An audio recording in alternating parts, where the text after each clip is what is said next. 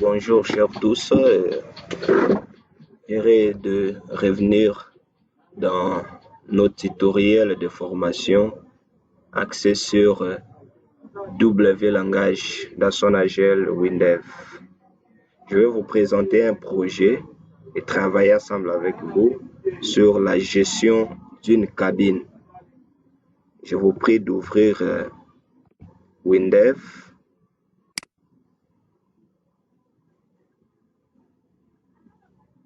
Il est là et j'ai un mot de passe avant de me connecter. Je fais se connecter. Pendant que WinDev est en train de se lancer,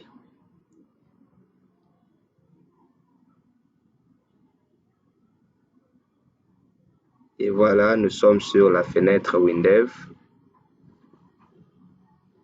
Je viens juste ici, là on a écrit créer un projet. Je tape sur P ici.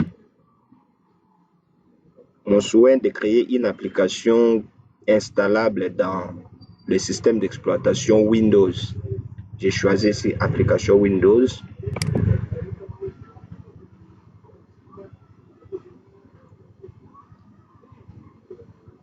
Et voilà, nous sommes devant cet assistant de création. J'ai choisi plateforme Windows toujours. Je fais suivant. Nous allons créer un projet vierge parce que nous-mêmes, nous avons fait la conception. C'est à nous d'implémenter notre projet, notre application vierge. Au lieu de prendre un modèle déjà créé, nous allons implémenter une application vierge. Cela vient de nos propres idées. Créer un projet vierge, je fais suivant.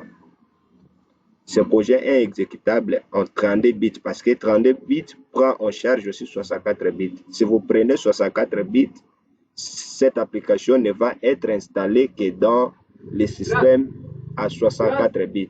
De préférence, il faut choisir 32 bits parce que ça prend en charge tous les deux systèmes, pourrais-je dire. Fait suivant. Le nom du projet, c'est cabine. On va mettre gestion cabine. Gestion cabine. On fait suivant.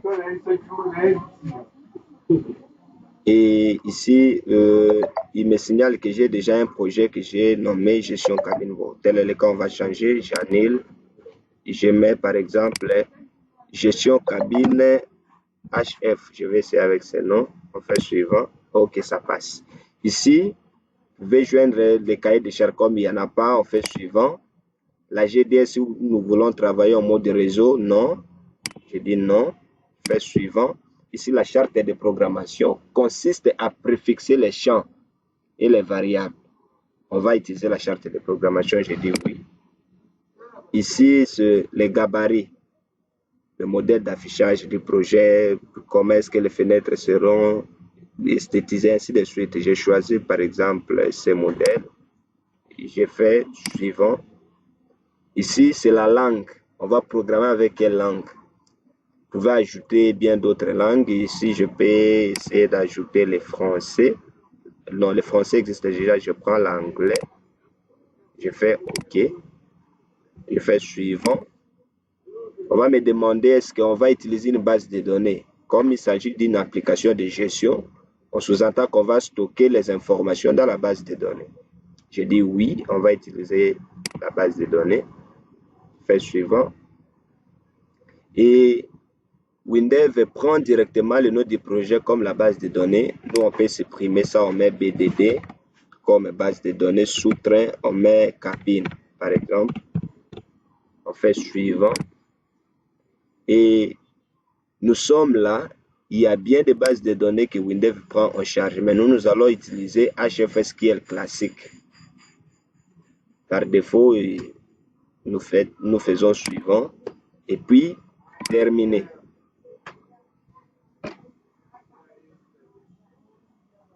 Pendant que WinDev est en train de réaliser ses actions,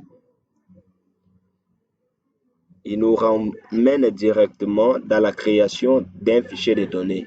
Le fichier de données ici, c'est la table que nous appelons communément dans Access partout.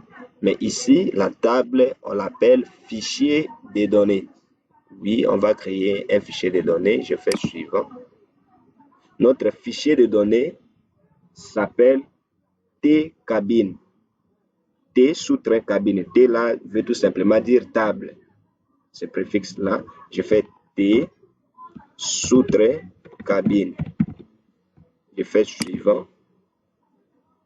Il va encore me demander, vous voulez utiliser la base de données HFS qui est classique? Je dis toujours oui, je fais suivant. Et puis terminer. Maintenant, je suis là. Là, on peut commencer à créer les rubriques. Alors, les rubriques ont été conçues déjà. Il y avait déjà une conception qu'on a essayé un peu de détailler les rubriques qu'il faudrait attribuer à la table cabine. Si je peux revoir ça, c'est à ce niveau. Vous voyez, la table cabine est là.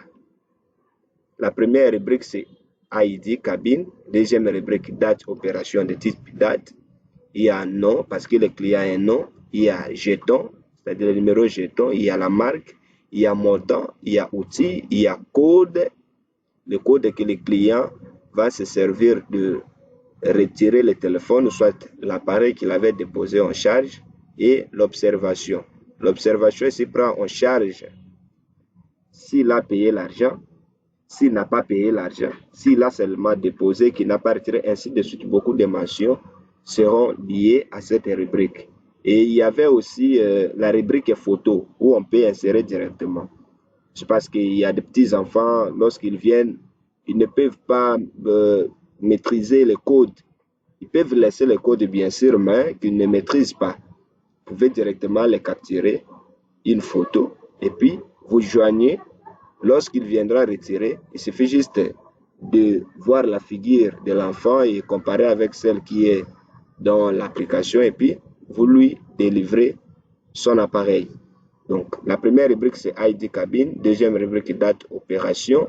Troisième, nom. On va commencer déjà à introduire ces rubriques. Je reviens ici dans Windev. Je dis ici, première rubrique, c'est date, sous-trait, opération, comme ça.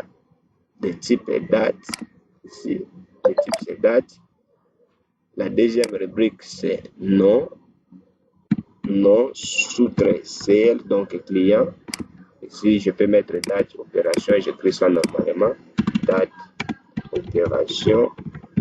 Ici, nom, nos clients. Nos clients, type est texte, sans problème. Troisième rubrique, c'était jeton. Je mets jeton. Jeton. Type est texte toujours.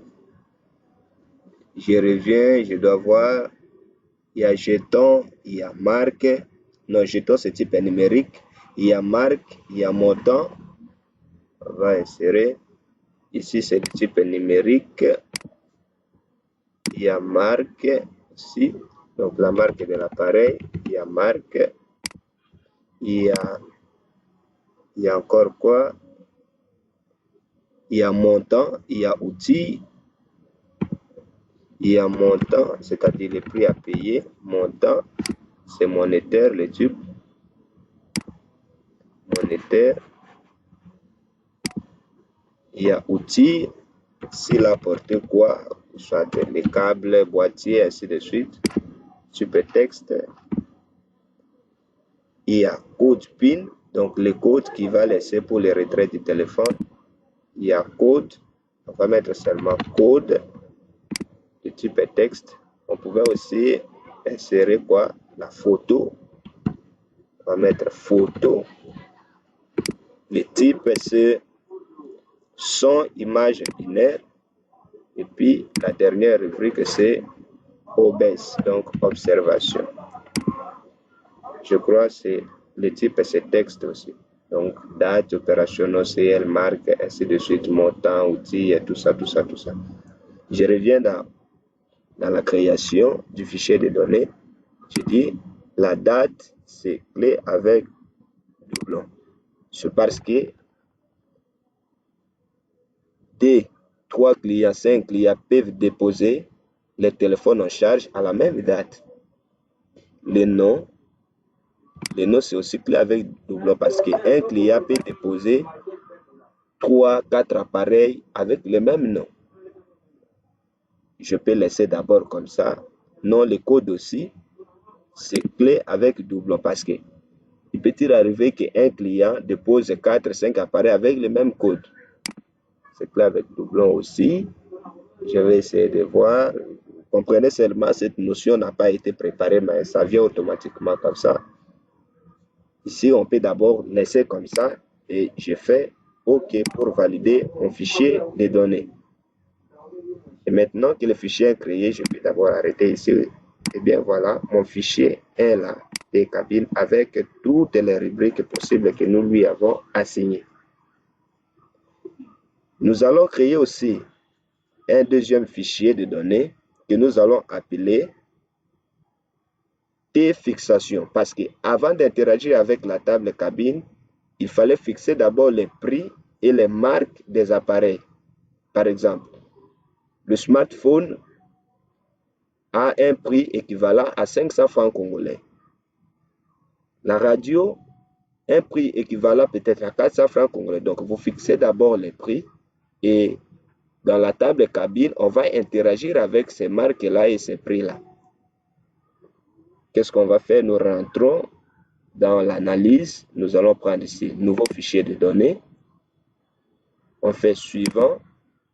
Cette fois-ci, le nom du fichier, c'est T sous-trait fixation. On fait suivant. Suivant, toujours avec HFSQL classique terminé. Les rubriques, on va voir, c'est marque et prix. Je fais ici la deuxième rubrique. Après ID, c'est marque, sous-trait, par exemple appareil. Je peux mettre ça ici. J'écris marque, appareil. C'est le type, c'est texte. Et puis il y a prix. Il y a prix. Le type, c'est monétaire. La marque ici, c'est une clé unique parce qu'on ne peut pas enregistrer des marques avec le même nom. Ça ne passe pas. Et le prix, là, on peut laisser comme ça. Je valide mon fichier de données par OK.